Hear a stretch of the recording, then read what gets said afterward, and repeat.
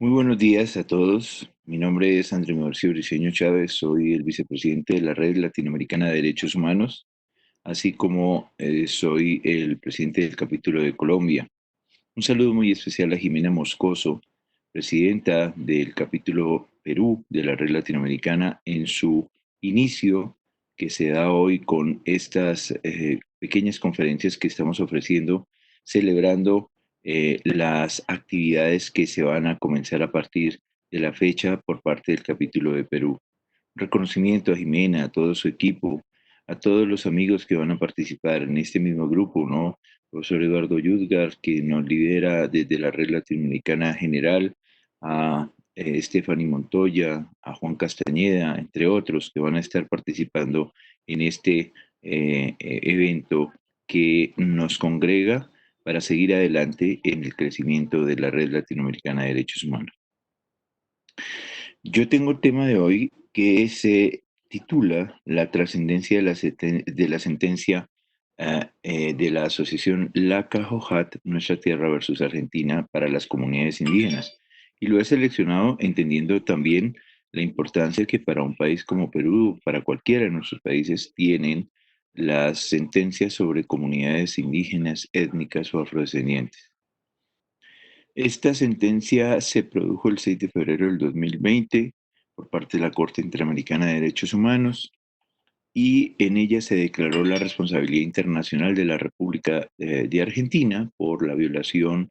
de los distintos derechos de 132 comunidades indígenas que habitan una serie de territorios en el departamento de Rivadavia, en la provincia de Salta. La Corte determinó en este caso que el Estado violó el derecho de propiedad comunitaria, que no es algo nuevo porque ya es una línea jurisprudencial que ha venido siendo trabajada por la Corte desde hace tiempo.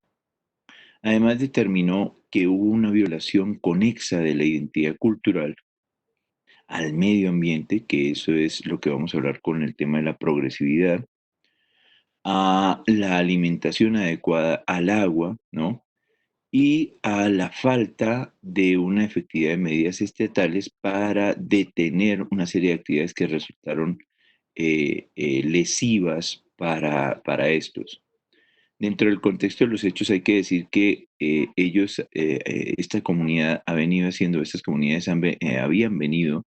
ocupando, si es la expresión correcta, habían venido ubicándose en el territorio de este departamento Rivadavia, en la provincia de Salta, ancestralmente y desde mucho tiempo atrás, pero habían entrado en una serie de conflictos con las comunidades campesinas, quienes tenían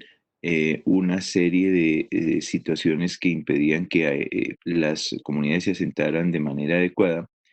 y que se agravó porque los procedimientos de titulación y de definición o clarificación de la propiedad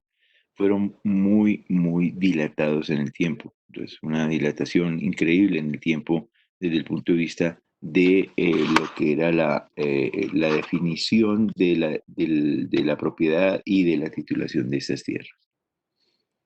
Hay que tener en cuenta que eh, varias cosas nos llevan a destacar esta sentencia desde el punto de vista de los derechos, la progresividad de los derechos de las comunidades indígenas, la invocación del artículo 26 de la Convención Americana. Primero, la Corte misma llegó a advertir y hubo una visita que realizó in situ con la presencia de, si no estoy mal, uno de los magistrados que estuvo fue el magistrado Humberto Sierra Porto de Colombia. Encontró que el número de comunidades había variado en el tiempo, ¿no? Porque en su estructura ancestral las comunidades habían hecho procesos de transición, lo que llamaron fisión-fusión. Y aunque en el informe de fondo de la Comisión Interamericana habló de un grupo menor, el caso, y esto es un elemento atractivo, llevó a la Corte a admitir la examinación respecto de aquellas que incluso no habían sido incorporadas al informe de fondo. Y esto ya es una variante cualitativa porque más allá de la legitimación implica que en casos excepcionales específicos si no llegaran a contemplarse todas las comunidades, habría la posibilidad de reconocer a aquellos que no fueron tenidos en cuenta en el informe de fondo o que hicieron parte de la petición inicial, ¿no? La segunda cuestión es que el mismo territorio estaba siendo habitado por pobladores, los denominados pobladores criollos, y señala la Corte que estos pobladores, estas familias que no hacían parte de las comunidades étnicas o indígenas, ¿no? Y que no eran parte del proceso internacional, sobre ellos no podría pronunciarse, aunque estaban siendo objeto del debate de la litis. Sin embargo, y segunda variante interesante, que en el sentido material hacían parte del conflicto sustancial de la tierra, por lo que le fue necesario a la misma Corte también, y es la segunda excepción al informe de fondo, de considerar su situación en el marco de unas pautas procesales con las que se rige la Corte. Entonces, lo iba a hacer sobre aquellas comunidades étnicas que no lograron quedar configuradas por estos procesos de fusión-fisión y sobre los pueblos o pobladores criollos que estaban dentro del territorio. Ahora, más allá de los hechos, y como les digo, esto es cerca de las fronteras de Paraguay y Argentina y comprende 643.000 hectáreas, eh, el proceso de clarificación, identificación, reconocimiento inicia en 1991, pero se toma tanto tiempo y es tan dilatado que y ha tenido y tiene tantas circunstancias, tanto por parte del gobierno federal de la nación como específicamente por el gobierno provincial, la provincia de Salta, que en sus últimas decisiones, el decreto 2398 del 2012, el decreto 1498 del 2014, ¿no? En los que se hacía la asignación de una porción de terreno en el primero y en el segundo en el que se reconocía y transfería la propiedad comunitaria a favor de ciertas comunidades, pero que no terminaba de consolidarse en un hecho material de ya ellas estar salvaguardadas y resguardadas. El debate se centró en la adecuación y eficacia de las medidas implementadas para el asentamiento y supervivencia de las comunidades en el territorio indígena en el que debían estar de acuerdo con sus reclamaciones que se habían hecho consistentemente. ¿Por qué de la progresividad? Uno, porque el derecho a la propiedad comunitaria indígena aquí pues parte de una línea que ha sido consistente. Entonces, la Corte Interamericana recordó en el marco del artículo 21, el estándar del artículo 21 en la Convención Americana de Derechos Humanos, que con relación a los pueblos indígenas, la propiedad comunal de sus tierras, ¿no? Tiene varias características a las que debe obedecer. La primera es que la posesión que se da tradicional de esos territorios por las comunidades indígenas bastaría como el elemento para el reconocimiento oficial de la propiedad. Es decir, estamos hablando de una posesión tradicional y comunitaria indígena. En nuestros países hay unas definiciones de posesión que quizás no encajan y que son restrictivas, no porque sean incorrectas, sino porque no llegan a ese estándar. Lo segundo es que con base en esa posesión es al Estado al que le corresponde dar seguridad jurídica,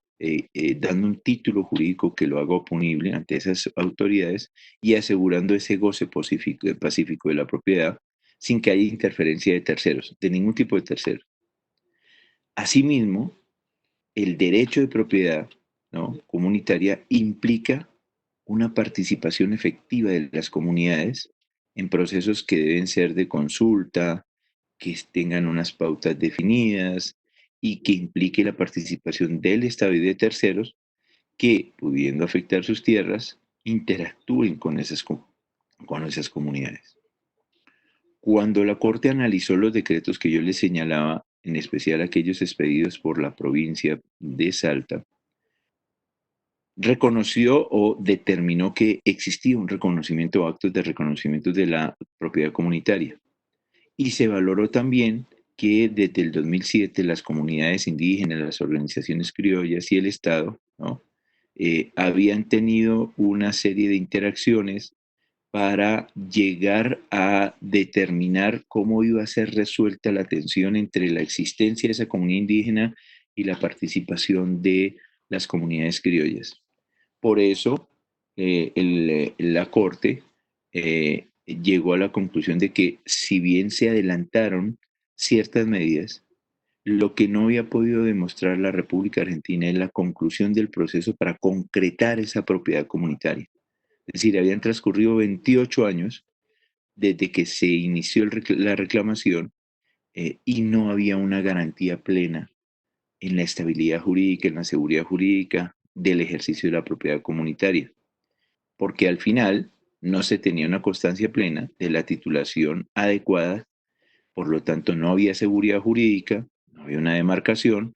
y subsistía la permanencia de terceros que estaban presentes en el territorio, ¿no? Y eso le llevó también a la Corte a afirmar que Argentina en sí mismo, tanto la legislación federal como la legislación provincial, no era adecuada para garantizar el derecho de propiedad comunitaria, de tal manera que ellos no tienen una propiedad o por lo menos un mecanismo, un instrumento de tutela efectiva de esa propiedad. Por tanto, es importante señalar que al decir que no hay una normativa adecuada, hizo un ejercicio de convencionalidad objetivo, es decir, sobre el conjunto de sobre el conjunto de normas internas, en las que encontró que si bien existen, estas no son suficientes, no son adecuadas o no dan esta garantía. Entonces, un tema importante. Un segundo tema, ya con esto voy yo cerrando, es la relación que tuvo esta sentencia por la progresividad con los derechos al medio ambiente sano, con los derechos a la alimentación adecuada, con el derecho al agua y con el derecho a la participación cultural. Parece ser que es la primera vez, revisando Saramaca, Moiwana, Yaqui Axa, Sayona Maxa, ¿no? La Caliñilocono, Garífuna, entre otros, en el que la Corte analiza el derecho al medio ambiente sano y viene bien porque la opinión consultiva número 23 de noviembre del 2017, expedida por la Corte Interamericana, nos dio apertura a partir del artículo 26 y de su lectura sistemática, 26 de la Convención, con el artículo 11 del Protocolo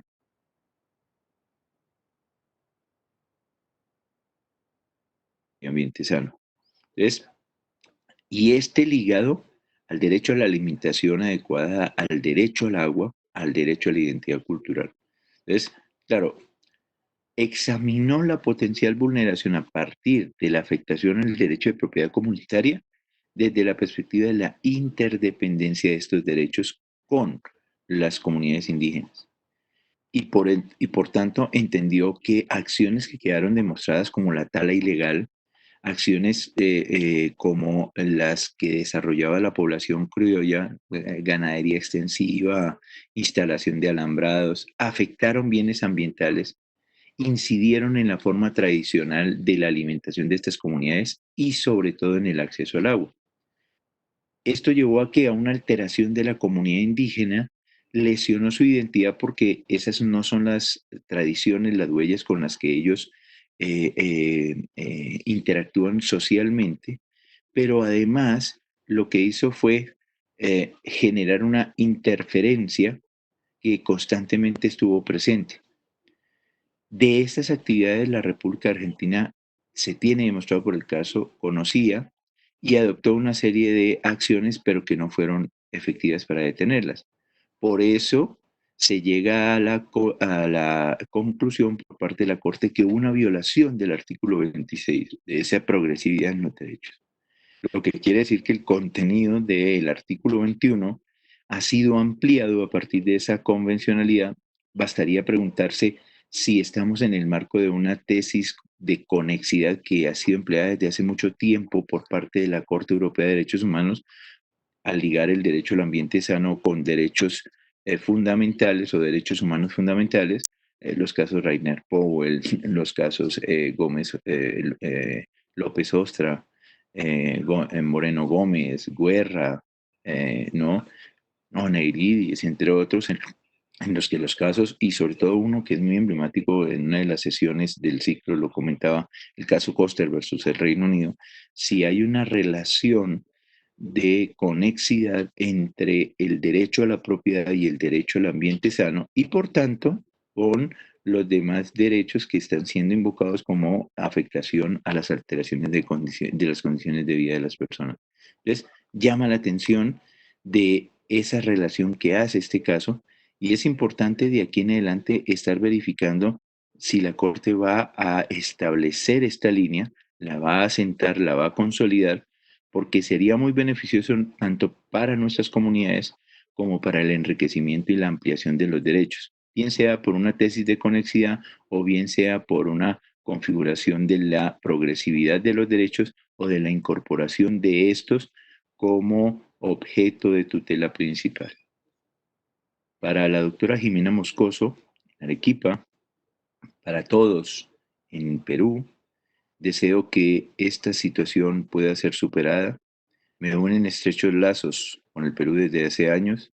He tenido la oportunidad de conocer el país y de estar con ustedes acompañándolos. He estado yo presente en Lima en varios eventos y siempre me gusta eh, compartir con los colegas, amigos, con las personas, ¿no? Que hacen parte de una comunidad tan bonita como es la de la República del Perú. Me alegra que el capítulo esté iniciando sus actividades. Le voy a desear todos los éxitos y lo mejor en su camino, y cuentan conmigo desde la vicepresidencia y desde el capítulo Colombia con todo el apoyo y el respaldo. Un saludo muy especial y que este inicio sea propicio para que todas las actividades que se logren permitan el crecimiento del capítulo Perú de la Red Latinoamericana de Derechos Humanos y de Estudios en Derecho Humanitario. Un gran abrazo. Feliz día a todos. Gracias.